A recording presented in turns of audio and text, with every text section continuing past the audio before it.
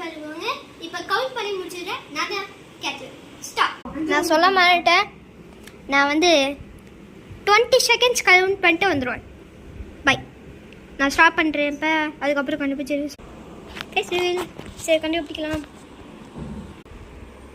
First அது மாட்டிக்கிச்சாச்சு. மாட்டிக்கிச்சாரு. அது பேர் வந்து அவருக்கு பிரணவ் மித்ரன்.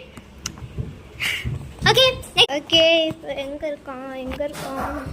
எவன்டா சொல் எங்கே இங்கதான் சொல்றாச்சு.